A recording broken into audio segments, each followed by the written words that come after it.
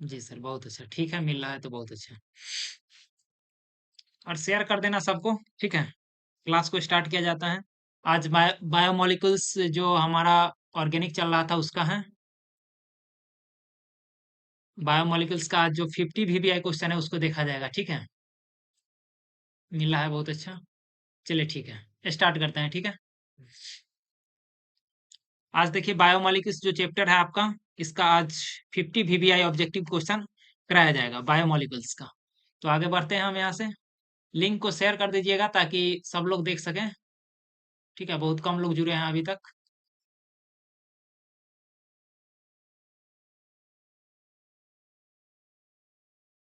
कर दिए सर, बहुत अच्छा। दीपशिक यादव, दीपशिका, बहुत अच्छा, ठीक है। ठीक ठीक ठीक, ओके। चलिए तो फर्स्ट क्वेश्चन का शुरुआत करते हैं। ग्लूकोज, ग्लूकोज क्या है? तो ग्लूकोज जो है एक मोनोसेकेराइट है, डाइसेकेराइट है, ओलिगोसेकेराइट है, इनमें से कोई नहीं। Glucose is a monosaccharide, disaccharide, oligosaccharide, none of this. Glucose क्या है? ग्लूकोज क्या है? हाँ, स्टार्ट हो गया है। ग्लूकोज क्या है? मोनोसेकेराइट है, डाइसेकेराइट है, ओलिगोसेकेराइट है?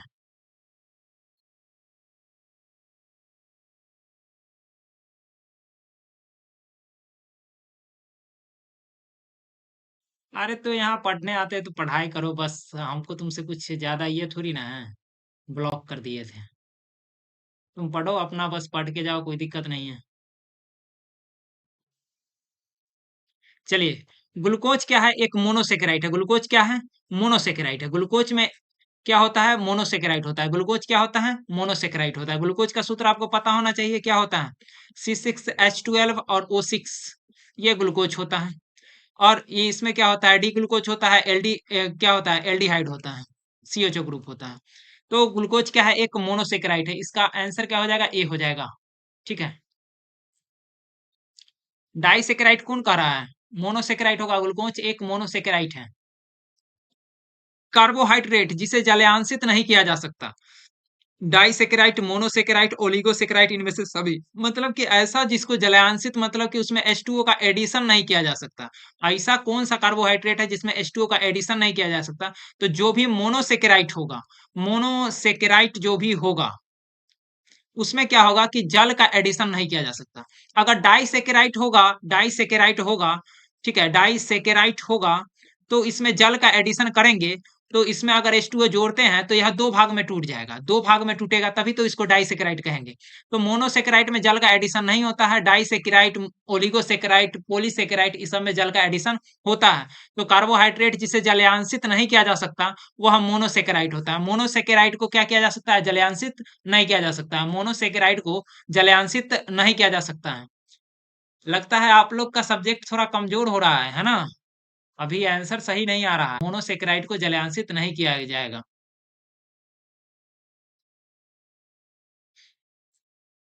ठीक है, आराम से पढ़ो, कोई दिक्कत नहीं है, ठीक है। और राउडी अमन, चलिए नेक्स्ट पढ़ते हैं। कार्बोहाइड्रेट जो जलयांशित होकर 3 से लेकर 10 मोनोसेकेराइड प्रदान करते हैं। तो देखिए, डाइसेकेराइड जो होगा वह दो भाग में टूटेगा, मतलब दो आपको मोनोसेकेराइड देगा, ग्लूकोज, फ्रुक्टोज जो भी दे। और ओलिगोसेकेराइड जो होगा वह 3 से लेकर 10 तक देगा।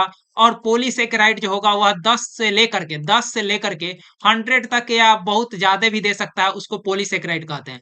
अगर डाइसेकेराइड को जलयांशित किया जाएगा, इसमें अगर H2O जोड़ा जाएगा, तो यह दो अणु बनेगा, दो मोनोसेकेराइड प्राप्त करेगा या दो सेकेराइड का इकाई प्रदान करेगा। अगर ओलिगोसेकेराइड में अगर H2O जोड़ा जाए तो यह 3 से लेकर के 10 तक देगा। अगर पॉलीसेकेराइड में अगर H2O जोड़ा जाए तो यह क्या देगा? यह आपको 10 से लेकर के 100 अणु तक आपको प्राप्त करके देगा। तो कार्बोहाइड्रेट जो जलयांशित होकर 3 से लेकर 10 तक दे रहा है, तो 3 से लेकर 10 तक में क्या हो जाएगा? आपका ओलिगोसेकेराइड हो जाएगा। इसका आंसर क्या हो जाएगा? इसका आंसर ओलिगोसेकेराइड इसका आंसर हो जाएगा।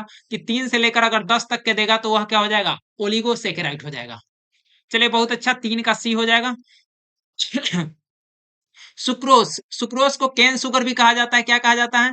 केन शुगर भी कहा जाता है। और केन शुगर का सूत्र क्या होता है? तो C12H22 और O11। बहुत आसान सा प्रश्न था, हालांकि यह प्रश्न पूछा जाता है इस प्रकार से।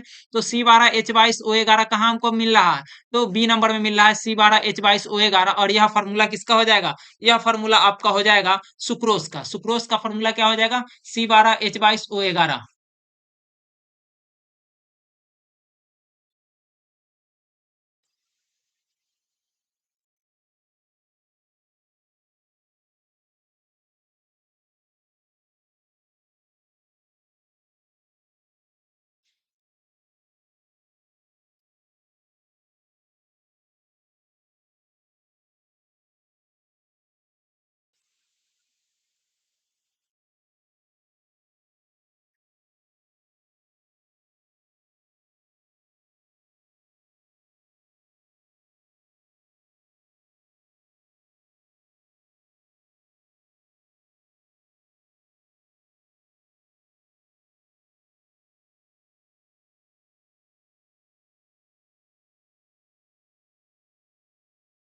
चलिए यहाँ से आगे बढ़ते हैं।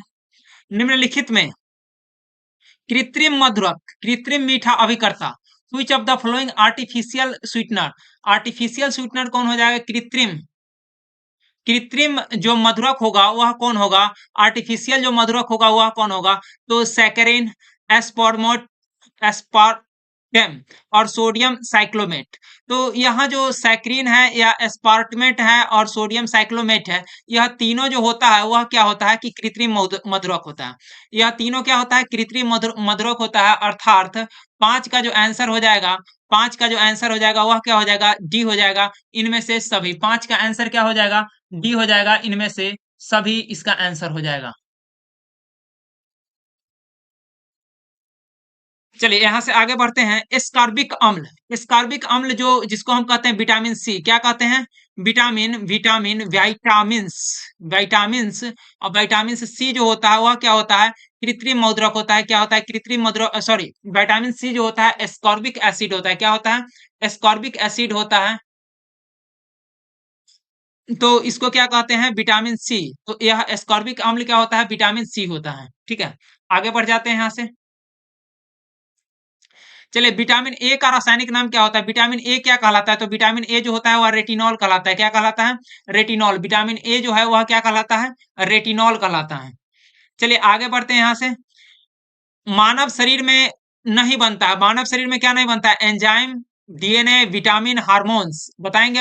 Human body does not produce, क्या प्रोड्यूस नहीं करता? Enzyme, DNA, vitamin, hormones. तो क्या प्रोड्यूस नहीं करता है? आठ का बताएंगे, आठ का ठीक है, सात का ठीक था। आठ का बताएंगे, मानव शरीर नहीं उत्पन्न करता है, एंजाइम उत्पन्न नहीं करता है, डीएनए उत्पन्न नहीं करता है, विटामिन नहीं, हार्मोन्स नहीं, क्या उत्पन्न नहीं करता है?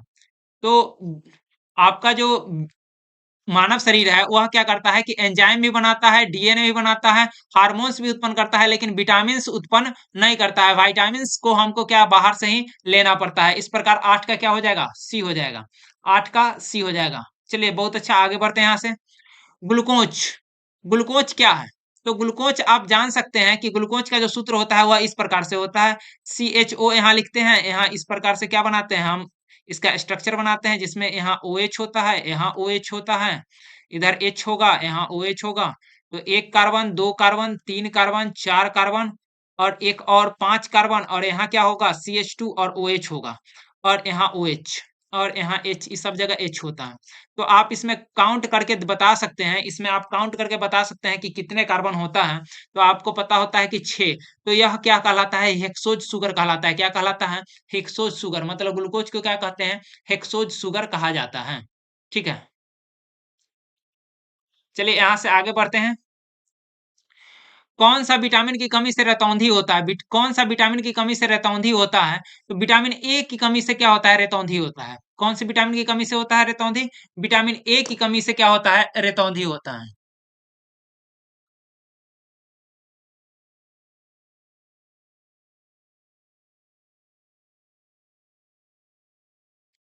विटामिन ए की कमी से क्या होता है? रतौंधी होता है।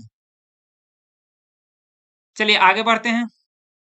निम्नांकित शुगर में से सबसे मीठा कौन है? निम्नांकित शुगर में सबसे मीठा कौन है? Glucose, lactose, sucrose, fructose. Glucose, lactose, sucrose, fructose, इसमें से बताना है which of the following is the sweetest. इसमें से मीठा कौन सा है, सो बताना है कि इसमें से जो शुगर जो है वह सबसे मीठा कौन सा हो जाएगा। तो सबसे मीठा इसमें से कौन सा हो जाएगा ये आपको बताना है, 11 नंबर का। तो सबसे मीठा इसमें से कौन सा हो जाएगा? सबसे मीठा इसमें से कौन-सा हो जाएगा ये बताना है। तो सबसे मीठा इसमें कौन हो जाएगा? 11 का क्या होगा? डी। 11 का सी नहीं होगा, 11 का डी होगा। फ्रुक्टोज जो होगा वह सबसे मीठा हो जाता है। सुक्रोज से लगभग 1.7 गुना मीठा जो होता है, वह जो होता है वह क्या हो जाता है? फ्रुक्टोज हो जाता है। इस प्रकार फ्रुक्टोज जो होगा वह सबसे मीठा हो जाएगा। ठीक है? 11 का डी होगा। चलिए आगे बढ़ते हैं यहाँ से। एंजाइम क्या है? एंजाइम। एंजाइम कार्बोहाइड्रेट है, लिपिड है, प्रोटीन है, इनमें से कोई नहीं। What is enzyme? Carbohydrate, lipid, protein और नॉन ऑफ पीच। एंजाइम क्या हो सकता है इसमें? एंजाइम क्या होगा? एंजाइम क्या होगा यहाँ?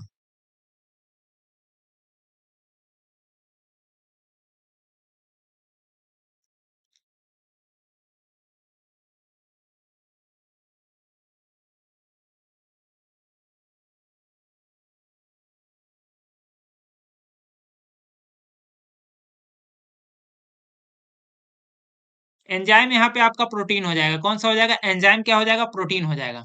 चलिए यहाँ से आगे बढ़ते हैं। ग्लिसरॉल क्या है? ग्लिसरॉल, तो ग्लिसरॉल का आपको सूत्र पता होना चाहिए। जैसे यहाँ पे 3 कार्बन होगा, क्या होगा? 3 कार्बन होगा और 3 कार्बन से क्या जुड़ा रहेगा? OH ग्रुप जुड़ा हुआ रहेगा। क्या रहेगा? OH ग्रुप जुड़ा हुआ रहेगा। तो इसको हम क्या कह सकते हैं? 3 गो हाइड्रोक्सी ग्रुप है, तो हम यहाँ पे H2 को बैलेंस कर सकते हैं। इधर क्या लिख सकते हैं? H2 लिख सकते हैं, H यहाँ H2। तो यहाँ क्या होता है? ट्राइहाइड्रिक अल्कोहल हो जाता है। क्या हो जाता है? ट्राइहाइड्रिक अल्कोहल हो जाता है। इसको क्या कहा जाता है? ग्लिसरॉल कहा जाता है। अर्थात 13 का क्या हो जाएगा? डी। मतलब क्या हो जाएगा? ट्राइहाइड्रिक अल्कोहल हो जाएगा। 13 का डी हो जाएगा। किसका 13 का डी हो जाएगा? ट्राइहाइड्रिक अल्कोहल हो जाएगा। चलिए यहाँ से आगे बढ़ते हैं। ग्लूकोज में कायरल कार्बन की संख्या होती है। ग्लूकोज में क्या होता है? कायरल कार्बन की संख्या कितना होता है? तो ग्लूकोज का हम अगर स्ट्रक्चर बनाते हैं तो इस प्रकार से यहाँ स्ट्रक्चर बनता है, जिसमें यहाँ OH होता है, यहाँ H, यहाँ क्या होता है? OH, यहाँ क्या होता है? H और इधर सॉरी यहाँ OH होता है, इधर H होता है, यहाँ OH और इधर क्या होता है? H और यहाँ H होता है, जिसमें यहाँ CHO ग्रुप लगा रहता है, यहाँ CH2 और OH ग्रुप लगा हुआ रहता है। तो इसी को हम लोग क्या कहते हैं? ग्लूकोज कहते हैं। इसमें 1, 2, 3 और 4, 4 गो आपका क्या मिलेगा? कायरल कार्बन मिलेगा। कै गो कायरल कार्बन? मतलब कि जिस कार्बन से डायरेक्ट OH ग्रुप या कोई ग्रुप जुड़ा हुआ रहता है उसको कायरल कार्बन कहा जाता है। तो यहाँ कै गो कायरल कार्बन मिलेगा? 4 गो मिलेगा। इस प्रकार से 14 नंबर का क्या हो जाएगा आंसर? 14 का ए हो जाएगा। 14 का आंसर क्या हो जाएगा? ए हो जाएगा। 14 का बी नहीं होगा, 14 का आंसर ए होगा। ठीक है? चलिए आगे बढ़ते हैं यहाँ से। फलों की शर्करा कहलाती है। फलों की शर्करा क्या कहलाती है? फल में कौन सा शुगर पाया जाता है? Fruit sugar is called. Fruit sugar को क्या कहते हैं? ग्लूकोज कहते हैं, फ्रुक्टोज, मैनोज या ग्लैक्टोज। ग्लूकोज, फ्रुक्टोज, मैनोज या ग्लैक्टोज। तो फल शुगर जो होता है, फल शुगर जो होता है उसको क्या कहा जाता है? फल शुगर को क्या कहा जाता है? फल शुगर को आपको क्या कहा जाता है? आंसर करेंगे 15 नंबर का। फल शुगर को क्या कहा जाता है?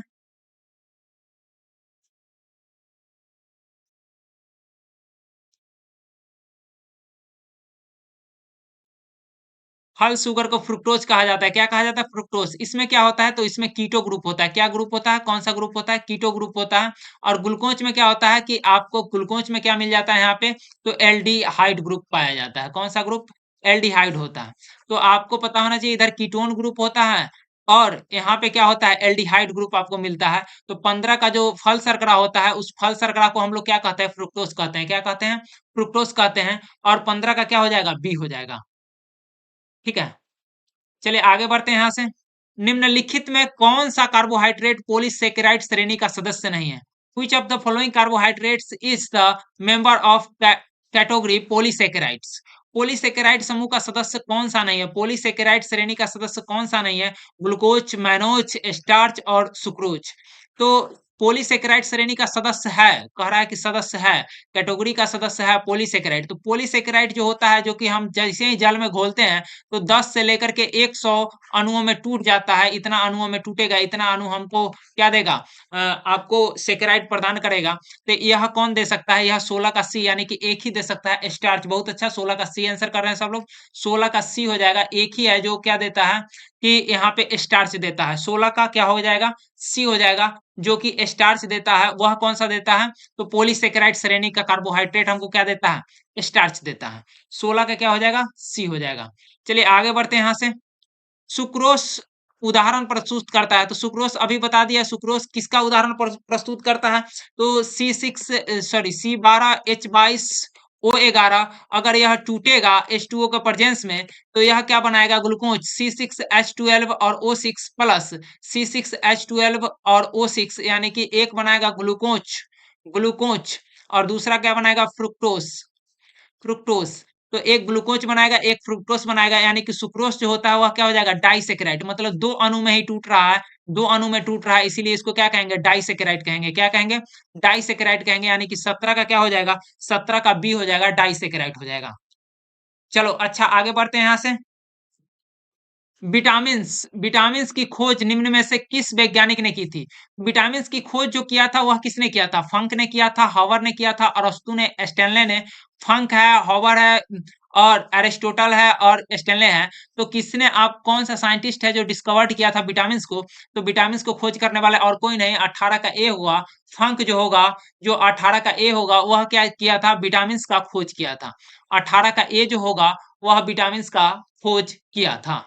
चलिए यहाँ से आगे बढ़ते हैं। विटामिन्स का खोज जो था वह क्या होगा, जो आपका फंक ने किया था विटामिन्स का खोज। चलो यहाँ से आगे बढ़ते हैं। विटामिन सी का मुख्य स्रोत क्या होता है, the main source of vitamin C, नींबू तथा संतरा, लेमन तथा ऑरेंज, और केला तथा अनानास, बनाना और पाइनएप्पल, सेब, पपीता, एप्पल और पपाया, धान तथा गेहूं, राइस और व्हीट। तो विटामिन सी हमको कहाँ से मिलता है, तो विटामिन सी हमको मिल जाता है 19 का, कहाँ कितना आंसर होगा, 19 का आंसर क्या हो जाएगा,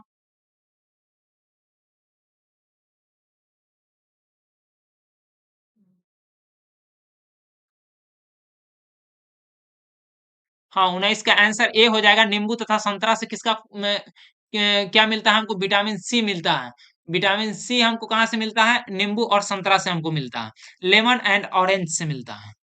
डीएनए की खोज की थी, डीएनए की खोज किसने किया था, वाटसन क्रिक, विलियम फ्लेमिंग और डॉक्टर हरबिंग गोविंद खुराना और विलियमसन्स। तो DNA was discovered in Watson and Crick, William Fleming, doctor Hargobind Khorana और विलियमसन्स। तो इसमें से 20 नंबर का क्या हो जाएगा, किसने खोज किया था।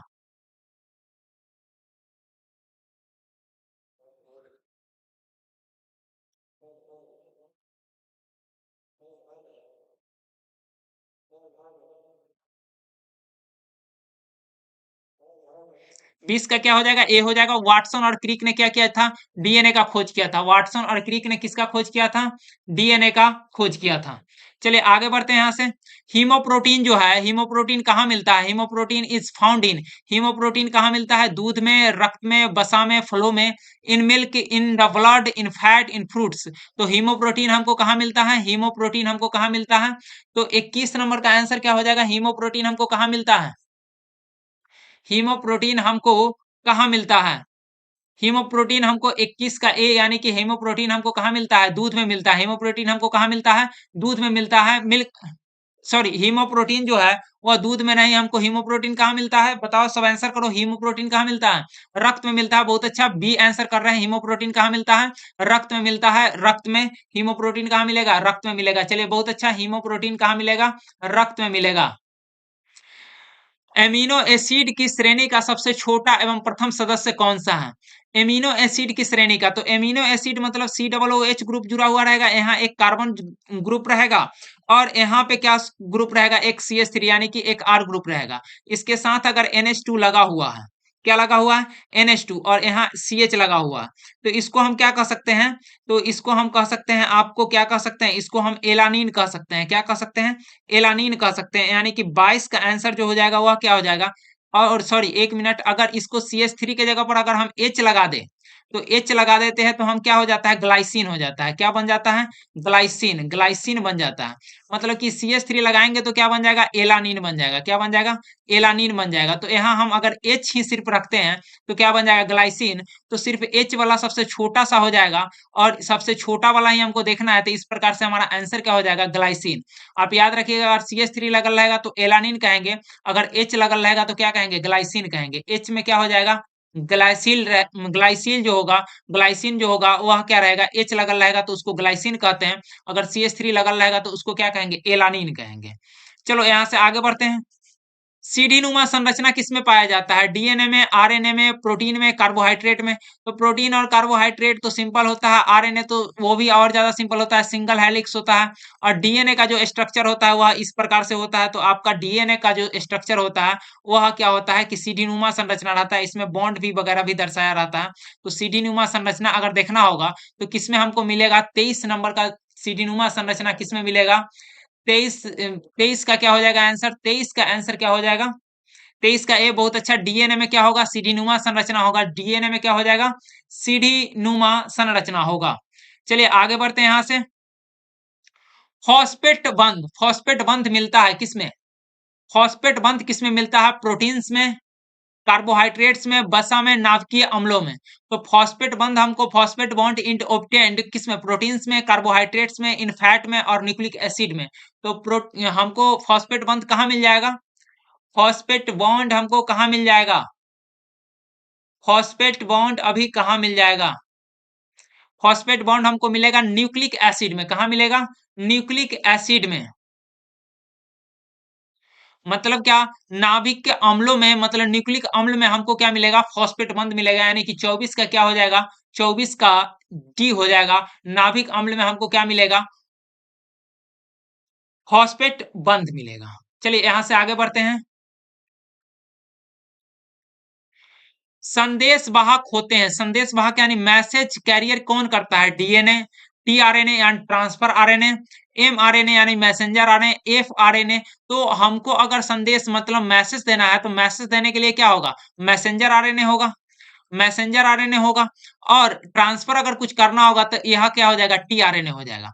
तो संदेश वाहक के रूप में अगर देखना होगा तो किसको देखेंगे? मैसेंजर आरएनए को ही देखेंगे। किसको देखेंगे? मैसेंजर आरएनए को ही देखेंगे। तो इसको क्या कहते हैं? एमआरएनए संदेश वाहक के रूप में काम करता है। आज यहाँ तक सबको मिल रहा है ना?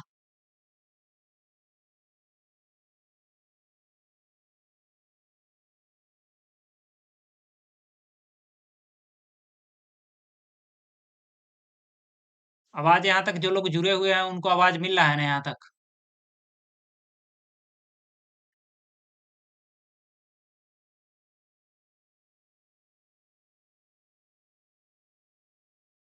हाँ 26 तक हो गया था। 27 नंबर में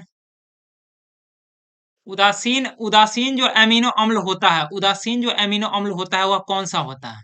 तो जिसपे कोई चार्ज नहीं होगा वह क्या होगा? उदासीन एमिनो अम्ल। जैसे क्या कहते हैं इसको? ग्लाइसिन कहते हैं। क्या कहते हैं? ग्लाइसिन जो होता है वह उदासीन एमिनो अम्ल होता है। ग्लाइसिन जो क्या हो जाता है? उदासीन एमिनो अम्ल हो जाता है। तो इस प्रकार से 27 का आंसर क्या हो जाएगा? ए हो जाएगा। सॉरी, ग्लूटामिक एसिड होता है, ग्लाइसिन नहीं होगा। 1 मिनट रुक जा। ग्लाइ उदासीन जो एमिनो अम्ल होता है वह क्या हो जाता है? ग्लूटामिक एसिड हो जाता है। यानी कि 27 का सी हो जाएगा। 27 का क्या हो जाएगा? सी, ग्लूटामिक एसिड हो जाएगा।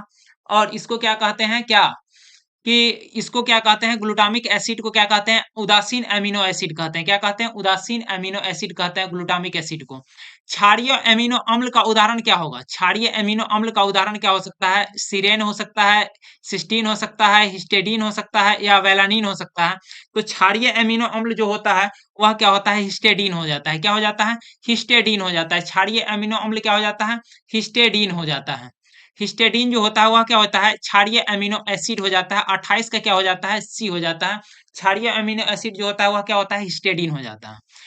प्रोटीन के विघटन का अंतिम उत्पाद क्या होता है? तो प्रोटीन का जब विघटन होता है तो वह किसमें टूटता है? पेप्टाइड, एमिनो अम्ल, कार्बोहाइड्रेट और वसा। तो प्रोटीन का जैसे ही विघटन होगा the end product of breakdown of proteins क्या बनेगा? Peptide, amino acid, carbohydrate, fat.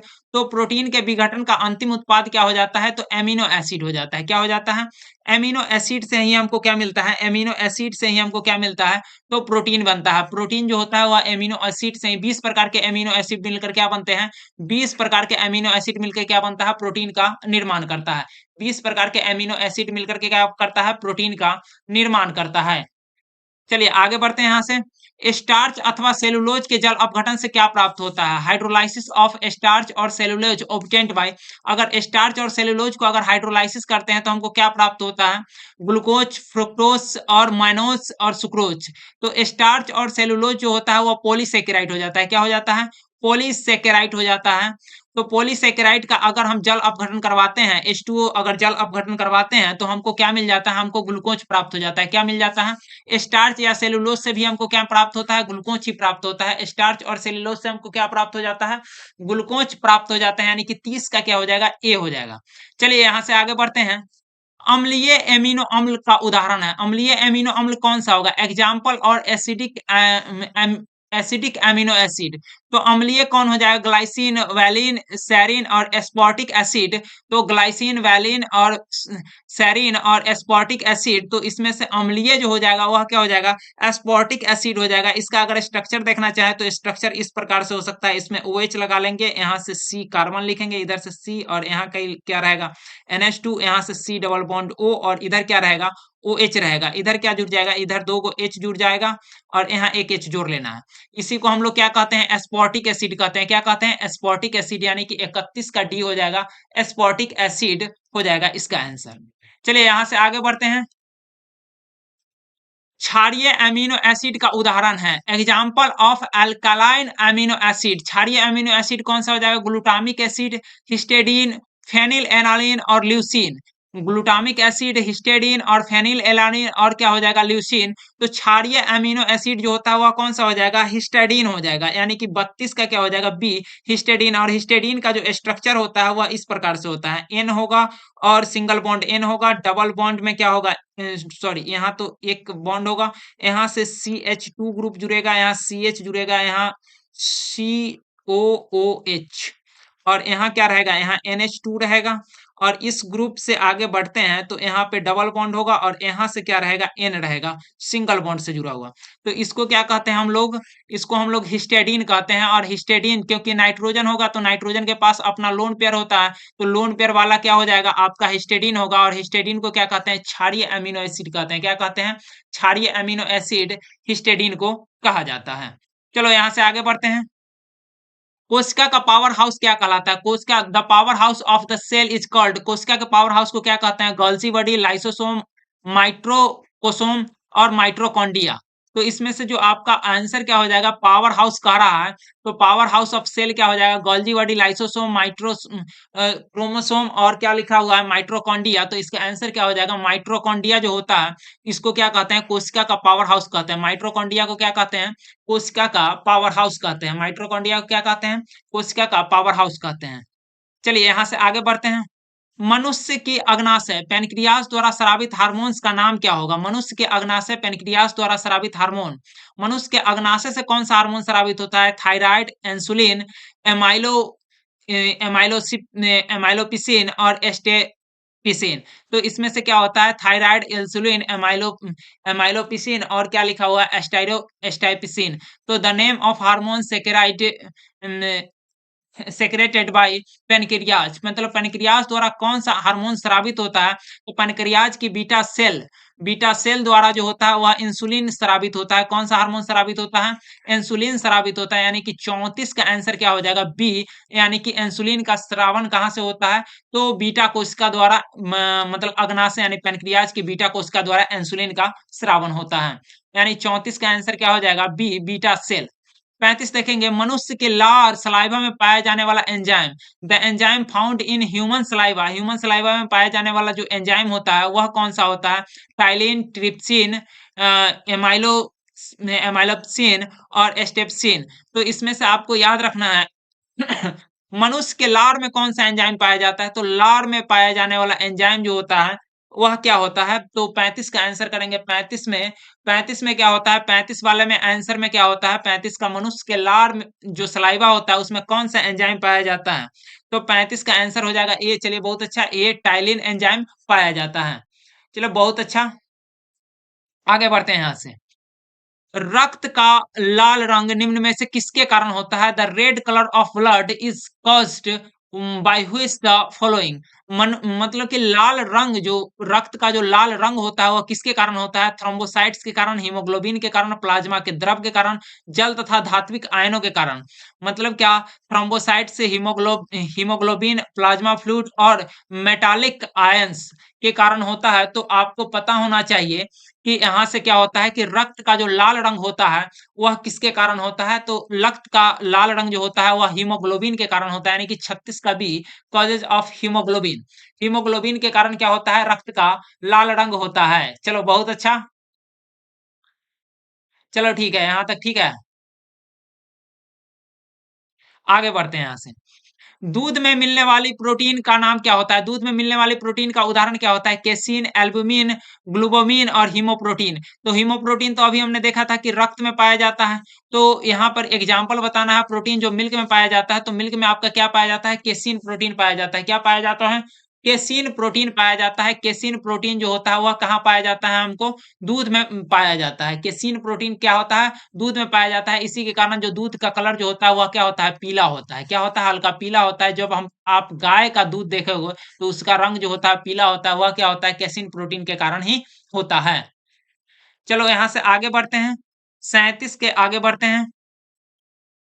निम्न में से किस एंजाइम द्वारा प्रोटीन का पाचन होता है? Which of the following enzymes lead to the digestion of protein? Protein का पाचन किसके द्वारा होता है? प्रोटीन का पाचन जो होता है वह किसके द्वारा होता है? तो प्रोटीन का पाचन बेसिकली पेप्सिन के द्वारा होता है। किसके कारण? पेप्सिन, पेप्सिन के द्वारा होता है। पेप्सिन के द्वारा प्रोटीन का क्या होता है? पाचन होता है। पेप्सिन के द्वारा प्रोटीन का पाचन होता है। पेप्सिन नहीं है तो पेप्टाइड्स लगा लेंगे। पेप्टाइड्स द्वारा ही क्या होता है? प्रोटीन का पाचन होता है। पेप्टाइड्स द्वारा ही क्या होता है? प्रोटीन का पाचन होता है। प्रोटीन का पाचन किसके द्वारा होता है? पेप्टाइड्स द्वारा ही प्रोटीन का पाचन होता है। चलो यहाँ से आगे बढ़ते हैं।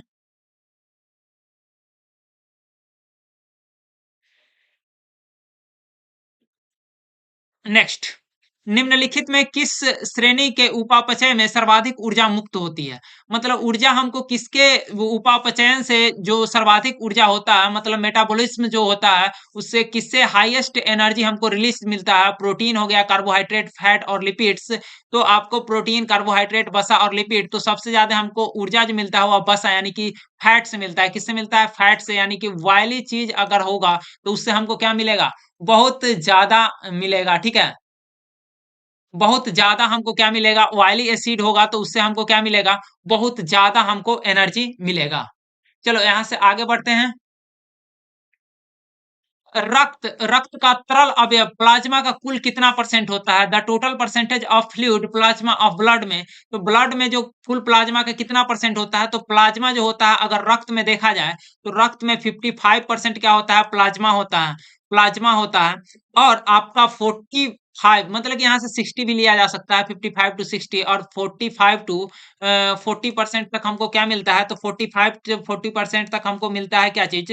तो रुधिराणु मिल जाता है। क्या मिल जाता है? रुधिराणु मिल जाता है। जिसके अंतर्गत आपको क्या देख सकते हैं? आरबीसी देख सकते हैं, डब्ल्यूबीसी देख सकते हैं और क्या देख सकते हैं? प्लेटलेट्स भी देख सकते हैं, प्लेटलेट्स भी देख सकते हैं। तो इसमें प्लाज्मा जो होता है वो कितना परसेंट होता है? तो प्लाज्मा 55% होता है। कितना परसेंट होता है प्लाज्मा? 55% होता है। चलो यहाँ से आगे बढ़ते हैं। कार्बोहाइड्रेट्स का परीक्षण किसके द्वारा किया जाता है? कार्बोहाइड्रेट्स का जो टेस्टेड होता है वो किसके द्वारा किया जाता है? तो मैलिस टेस्ट द्वारा, ब्यूटारेट द्वारा, जेंथोप्रोटिक द्वारा और हाइड्रीन द्वारा। तो कार्बोहाइड्रेट्स का जो परीक्षण किया जाता है वो मैलिस परीक्षण द्वारा किया जाता है। किसके द्वारा किया जाता है? मैलिस परीक्षण द्वारा कार्बोहाइड्रेट का जो किया जाता है वह टेस्ट किया जाता है। मैलिस परीक्षण द्वारा 41 का ए हो जाएगा। मैलिस परीक्षण द्वारा जो होता है वो कार्बोहाइड्रेट का टेस्ट किया जाता है। चलो बहुत अच्छा है यहाँ तक सब लोग अच्छा आंसर कर रहे हैं, बहुत अच्छा, ठीक है। आगे बढ़ जाते हैं यहाँ से। एमिनो अम्ल का क्रियात्मक समूह क्या होता है? तो एमिनो अम्ल में एमीन भी होना चाहिए। क्या होना चाहिए? एमीन भी होना चाहिए। और हमको क्या मिलना चाहिए दूसरा नंबर में, अम्ल कह रहा है तो एसिड भी होना चाहिए, तो एसिड भी होना चाहिए। अगर एमीन का सूत्र देखें तो हम क्या होता है NH2 होता है, अगर एसिड के लिए देखें तो COOH होता है, मतलब यहाँ COOH ग्रुप भी होना चाहिए और एमीन ग्रुप भी होना चाहिए, अर्थात इसका आंसर क्या हो जाएगा टी, यानी कि ए एवं बी दोनों होना चाहिए, तब उसको हम क्या कहेंगे एमिनो अम्ल कहेंगे, तब उसको हम क्या कहेंगे एमिनो अम्ल कहेंगे, ठीक है। बहुत अच्छा, यहाँ तक बहुत अच्छा, सब लोग आंसर कर रहे हैं, ठीक है, बहुत अच्छा। 42 का क्या हो जाएगा डी हो जाएगा, यहाँ तक एमिनो एसिड जो होता है वह क्या होता है 42 का डी हो जाएगा, जिसमें एसिड भी होगा और एमीन भी होगा, उसको क्या कहेंगे एमिनो एसिड कहेंगे, ठीक है। चलो बहुत अच्छा, यहाँ तक बहुत अच्छा, ठीक है, आगे बढ़ते हैं। कौन सा जैव अणु जो है जल में अविलेय है, जल में अविलेय which biomolecules in insoluble in water, जल में अविलेय कौन सा हो जाएगा, अल्फा किरेटिन, हीमोग्लोबिन, रिबोन्यूक्लिक्स और क्या लिखा हुआ एडिनिन। तो जल में अच्छा से नहीं घुल पाता है तो वह कौन सा नहीं घुलेगा, किरेटिन, किरेटिन जो भी आप देख सकते हैं, किरेटिन जैसे बालों में जो होता है, उसके बाद क्या होता है कि नाखून में वगैरह होता है, वह किरेटिन प्रोटीन होता है, जल में अच्छा से नहीं घुल पाता है, जिसके कारण हम इसको क्या कहते हैं अल्फा किरेटिन कहेंगे, और यह जो होता है वह जल में घुलनशील नहीं होता है, यह क्या होता है जल में घुलनशील नहीं होता है। चलो यहाँ से आगे बढ़ते हैं। कौन सा प्रोटीन रक्त का थक्का जमाता है, एल्बुमिन, ग्लोबोबिन और फिरोइन और क्या लिखा हुआ है फिब्रिनोजेन। तो आपको रक्त का थक्का जमाने के लिए क्या होता है फिब्रिनोजेन, क्या काम आता है फिब्रिनोजेन, फाइब्रिनोजेन, फाइब्रिनोजेन, फाइब्रिनोजेन, और फाइब्रिनोजेन जो होता है यह जब किसके साथ मिलता है थ्रोम्बिन से मिलता है, कौन से थ्रोम्बिन, थ्रोम्बिन, थ्रोम्बिन से जब मिलता है तो यहाँ पे क्या बनेगा, यहाँ पे फिब्रिन बनेगा, क्या बनेगा फिब्रिन। और फिब्रिन जब रक्त रुधिराणु यानी आरबीसी से अगर मिल जाएगा तो क्या कर देगा क्लॉट कर देगा, क्लॉट कर देगा, मतलब कि यहाँ क्या हो जाएगा ब्लड जो है वह जम जाएगा यानी कि क्लॉट कर देगा। तो क्या हो जाएगा फिब्रिनोजेन और थ्रोम्बिन मिलकर के क्या बनाएगा फिब्रिन बनाएगा, और फिब्रिन जैसे ही आरबीसी से मिलेगा तो ब्लड क्या हो जाएगा, ब्लड क्या हो जाएगा क्लॉट हो जाएगा, ब्लड क्या हो जाएगा क्लॉट हो जाएगा। चलो यहाँ से आगे बढ़ते हैं। निम्न में से कौन सा ग्लाइकोसिडिक बंध नहीं बनाता है, तो सुक्रोज है, एमाइलोस है, ग्लूकोज है और माल्टोज है। तो ग्लूकोज आपको पता है क्या कि मोनोसेकेराइड होता है, क्या होता है मोनोसेकेराइड, सेकेराइट होता है।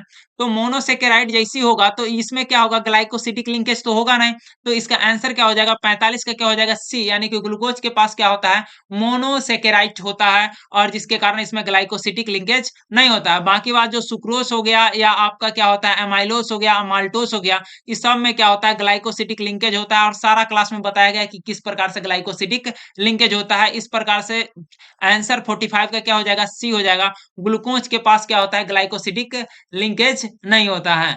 चलो यहाँ से आगे बढ़ते हैं, बहुत अच्छा। एमिनो अम्ल बनाते हैं, एमिनो अम्ल क्या बनाते हैं, एमिनो एसिड आर फॉर्म्ड, क्या बनाते हैं एमिनो अम्ल कार्बोहाइड्रेट्स, विटामिन, वसा, प्रोटीन। एमिनो अम्ल क्या बनाता है कार्बोहाइड्रेट्स बनाता है, विटामिन बनाता है, फैट बनाता है, प्रोटीन बनाता है। तो एमिनो अम्ल जो हमारे पास है वह किससे बनते हैं, तो प्रोटीन्स क्या बनाता है एमिनो अम्ल बनाते क्या है प्रोटीन, लगभग 20 प्रकार के एमिनो एसिड मिल करके, एमिनो एसिड मिल करके, एमिनो एसिड मिल करके क्या बनाता है एमिनो एसिड मिल करके क्या बनाएगा, तो 20 प्रकार के एमिनो एसिड मिलकर के क्या बनाएगा प्रोटीन बनाएगा, 20 प्रकार के एमिनो एसिड मिलकर के क्या बनाएगा प्रोटीन बनाएगा। चलो बहुत अच्छा है यहाँ तक, ठीक है। 46 का डी हो जाएगा, चलो बहुत अच्छा 46 का डी है। सेलुलोज के पूर्ण जल अपघटन से क्या प्राप्त होता है, complete hydrolysis of cellulose is obtained by. तो सेलुलोज के पूर्ण जल अपघटन से क्या प्राप्त होगा, L glucose, D fructose, D ribose और डी ग्लूकोज। तो सेलुलोज का जैसे हम जल अपघटन, सेलुलोज के जल अपघटन करवाते हैं तो हमको क्या मिलता है, क्योंकि यह सेलुलोज जो होता है वह क्या होता है पॉलीसेकेराइड होता है, क्या होता है पॉलीसेकेराइड होता है, और पॉलीसेकेराइड से भी हमको क्या मिलता है ग्लूकोज मिलता है, अर्थात इसका आंसर क्या हो जाएगा डी ग्लूकोज हो जाएगा, क्या हो जाएगा डी ग्लूकोज हो जाएगा। ठीक है, इसका आंसर क्या हो जाएगा डी ग्लूकोज, यानी कि सेलुलोज का अगर जल अपघटन करवाते हैं मतलब उसमें H2O अगर जोड़ते हैं तो हमको क्या मिलेगा डी ग्लूकोज मिलेगा, क्या मिलेगा डी ग्लूकोज मिलेगा। चलो यहाँ से आगे बढ़ते हैं, ठीक है, यहाँ से आगे बढ़ते हैं। निम्न में से कौन सा शर्करा अधिक अधिक स्वादिष्ट होता है, कौन सा शर्करा जो है वह अधिक स्वादिष्ट होता है, कौन सा शर्करा जो है वह अधिक स्वादिष्ट होता है? तो अधिक स्वादिष्ट कौन सा हो जाएगा? सुक्रोज हो जाएगा, ग्लूकोज हो जाएगा, फ्रुक्टोज हो जाएगा या माल्टोज हो जाएगा। तो इसमें से सबसे अधिक जो शर्करा है, अधिक स्वादिष्ट शर्करा जो होगा वह 48 नंबर का क्या हो जाएगा? 48 नंबर का क्या हो जाएगा? 48 का सी हो जाएगा। फ्रुक्टोज जो होगा वह शर्करा जो होगा वह क्या होगा? सबसे अधिक स्वादिष्ट शर्करा में के अंतर्गत आएगा। सबसे अधिक स्वादिष्ट शर्करा के अंतर्गत कौन सा आ जाएगा? तो आपका क्या आ जाएगा? फ्रुक्टोज आ जाएगा।